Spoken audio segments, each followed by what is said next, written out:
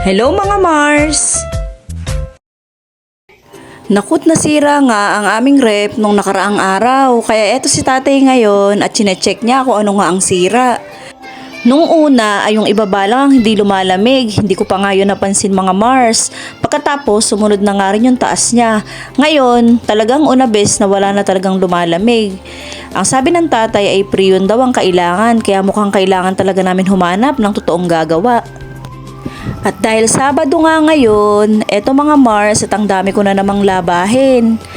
Ayan nga at susunduin ng asawa ko yung gagawa ng ref. Kaya eto mga Mars at iniwan niya yung nilalaro niya dito. Laruin ko kaya ito.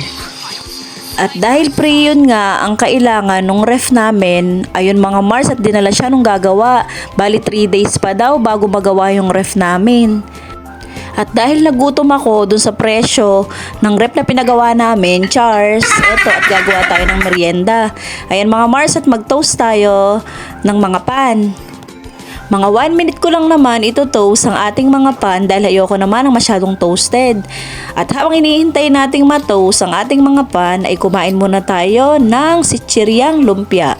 Natatandaan nyo ba yan mga Mars? Bali mga sichirya yan ng mga batang 90s o 80s na rin.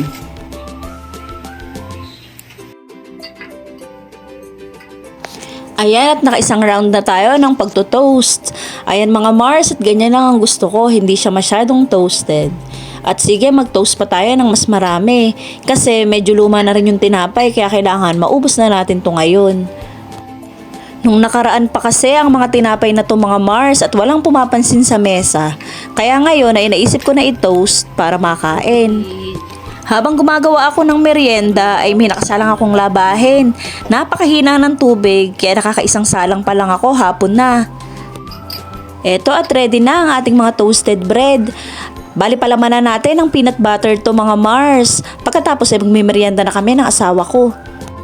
Masarap nga pala ang kapartner nito ay ang kape, kaya eto mga Mars at magtimpla tayo. Parang nag-crave ako sa 3-in-1 coffee, kaya 3-in-1 ngayon ang titimplahin natin. Pero madalang ko namang gawin yan mga Mars. Mas madalas ay black coffee lang talaga ako. Ayan, ready na ang ating merienda kaya kain na tayo mga Mars.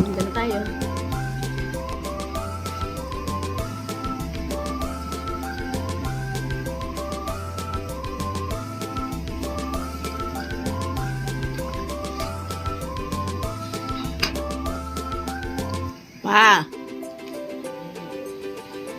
malamig na yung kape.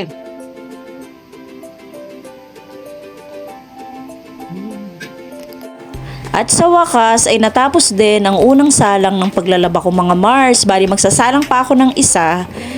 Tapos yung ibang matitira ay bukas na siguro kasi siguradong gagabihin na ako nito.